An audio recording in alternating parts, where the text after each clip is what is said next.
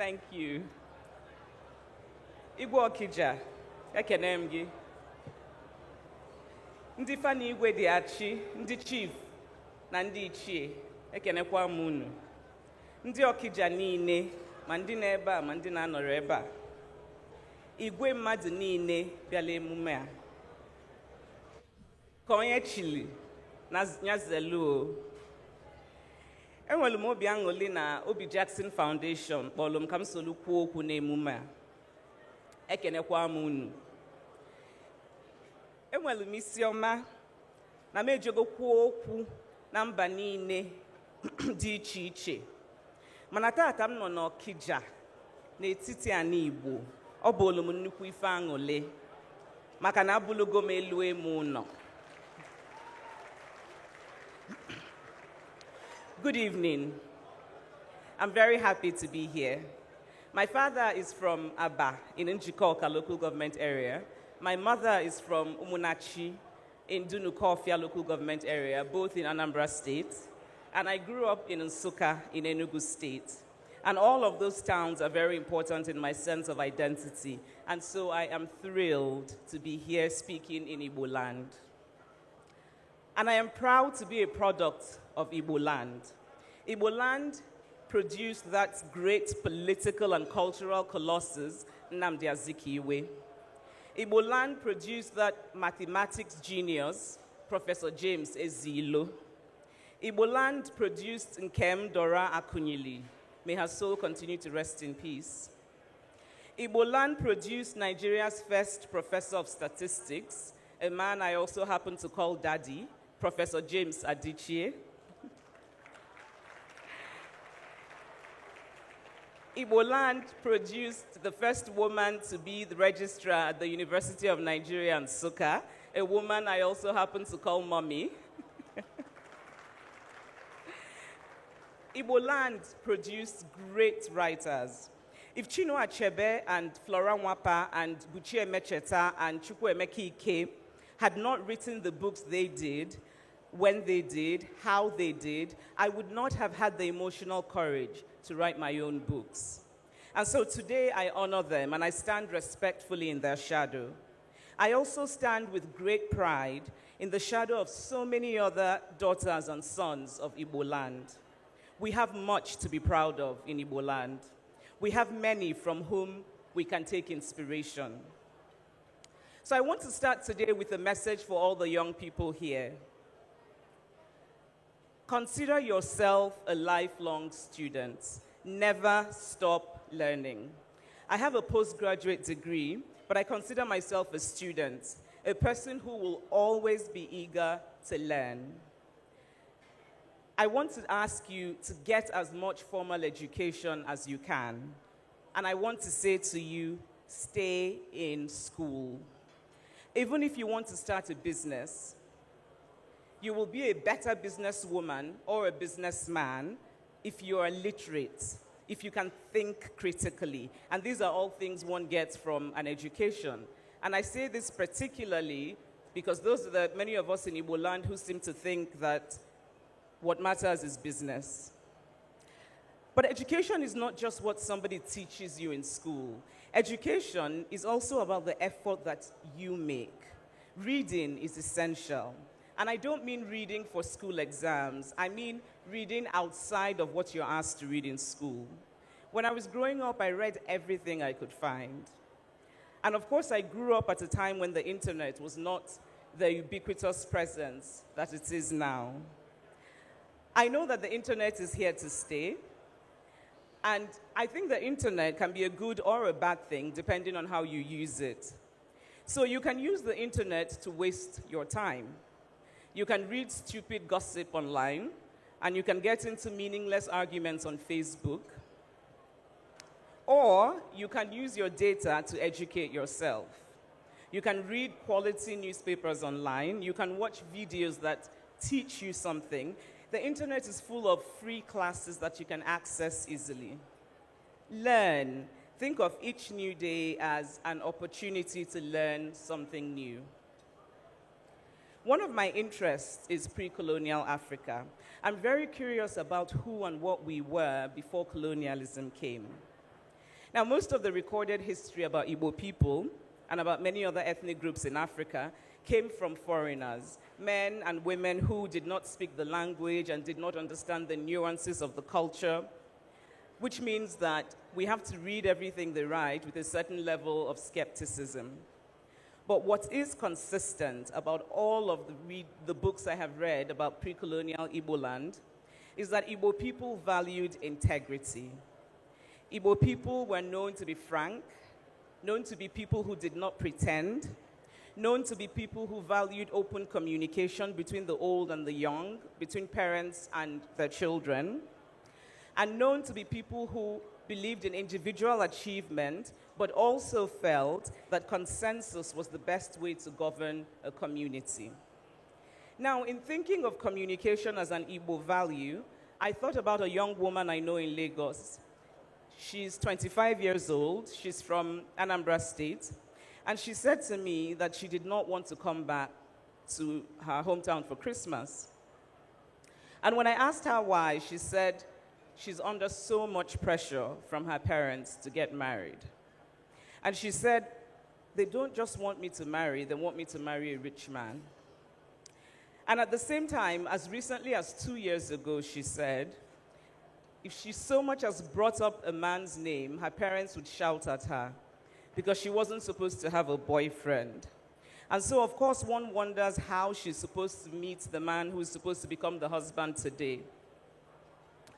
But most of all, what touched me in talking to her was when she said, I cannot talk to my parents.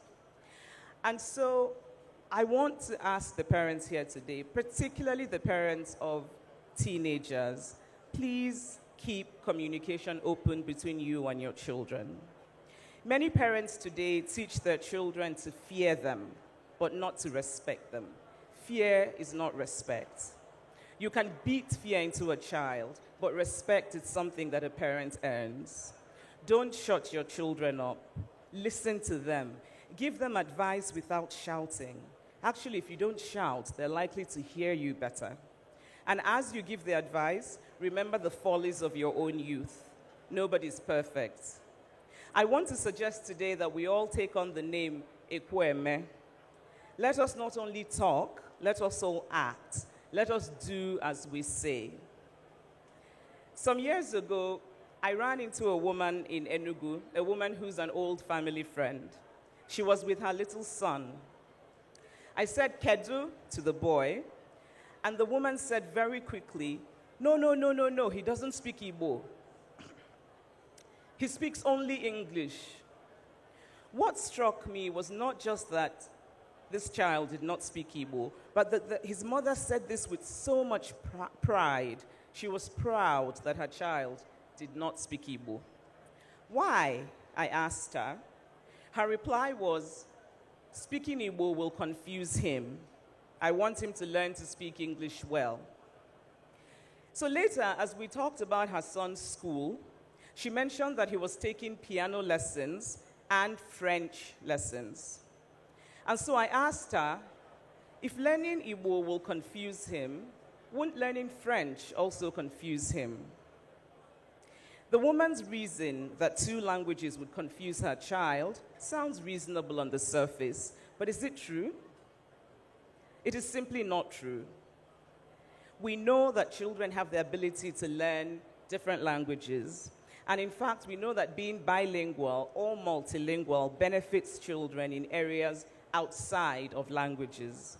But I don't really need to read studies about this. I am the proof. I grew up speaking Igbo and English at the same time. I consider both of them my first languages. And I can assure you that in my 41 years on earth, I am yet to be confused by that. I'm actually hoping to improve my French and learn Swahili and Hausa, so maybe then I will be confused. My sister, my parents' first child, was born in the US when my father was a doctoral student. My parents made the decision to speak only Igbo to her because they knew she would learn English. They were determined that she would speak Igbo, and they did. And I can assure you that my sister is also not confused. When my daughter was born 3 years ago, My husband and I decided that I would speak only Igbo to her. She now speaks Igbo. And people are always shocked, particularly Igbo people, when they hear my daughter speak. I deeply love both English and Igbo. English for me is the language of literature, the language of philosophy. But Igbo is the language of emotion, the language of humor, the language of laughter and family.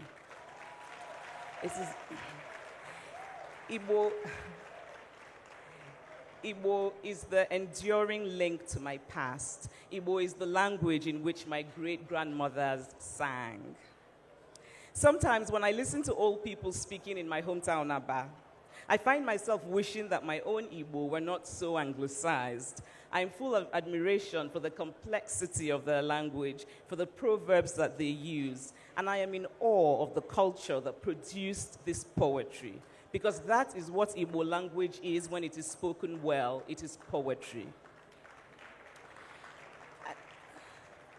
And so to deprive our children of the gift of this language at a time in their lives when they can easily absorb it is an unnecessary loss.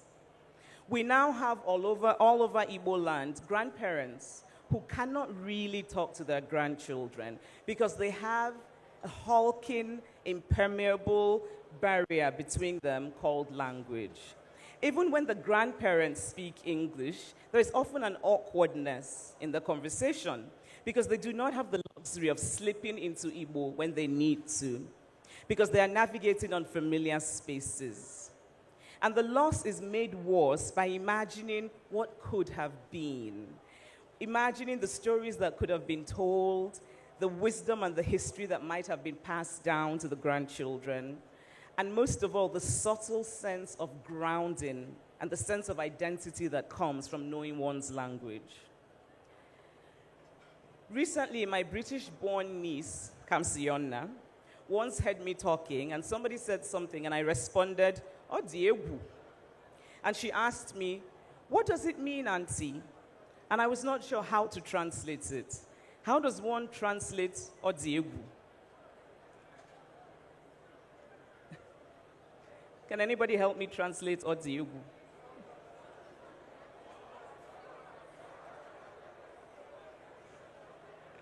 There are some things that are difficult to translate. So language is not just about communication, it's really also about worldview. It's about a way of looking at the world. Some people argue that language is the only thing that makes culture, but I disagree. I think identity is much more complex. I think that culture is really a way of looking at the world. And so there are Igbo people who do not speak the language, but that does not necessarily make them any less Igbo. In fact, I think that for the young people today who do not speak Igbo, we cannot hold them responsible. It is their parents that we must hold responsible. And so I would like to go back to the story of the woman in Enugu who was very proud to tell me that her child doesn't speak Igbo. The opposite of her pride is shame.